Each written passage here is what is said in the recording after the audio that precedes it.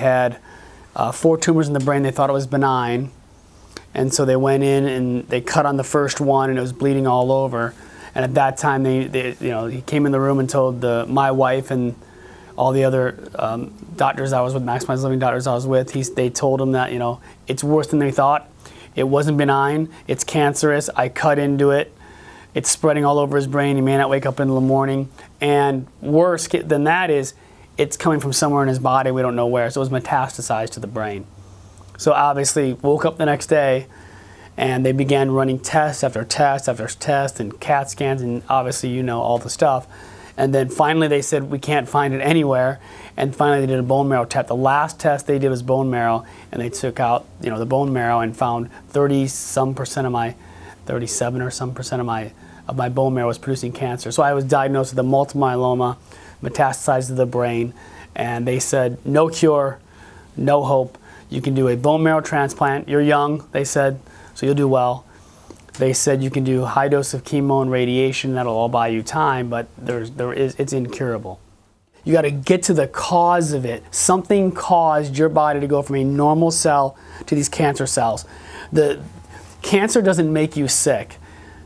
It's your sickness over time that created the cancer. The environment always affects the genes. The genes just don't turn on. Your cells respond to the environment. I always explain that if I lock the door in here and let none of us out of here and I started it on fire, what would happen to your blood pressure? It would raise. What would happen to your cholesterol? It would have to go up to compensate. What would happen to your cortisol levels? Your digestion would be off. Your body would be a mess.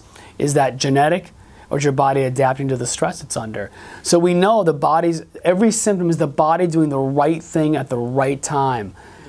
And you keep saying, no, it's not possible, it's not possible, your brain will prove it to you it's not possible. So when people say, or they listen to their doctors and they think it's not possible, they listen to people around them, they're around negative people, they're always being around negative, then they're never going to find the right answers. They're not going to search for those answers. The reason why they're watching this now is because they've taken the next level to find those answers. So mindset's number one.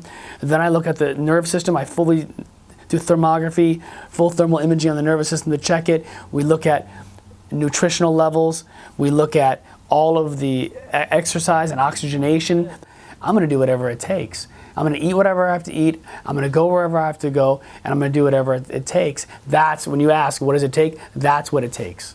And if you have that mentality, there's a higher chance, and I know it from doing enough for now 5 years of being with enough patients, is you got to have that mentality that I'll do whatever it takes to be there. Because it's in your moment of decision your life changes. It's in that moment of decision. It's that decision that I'm going to go this way or I'm going to go this way.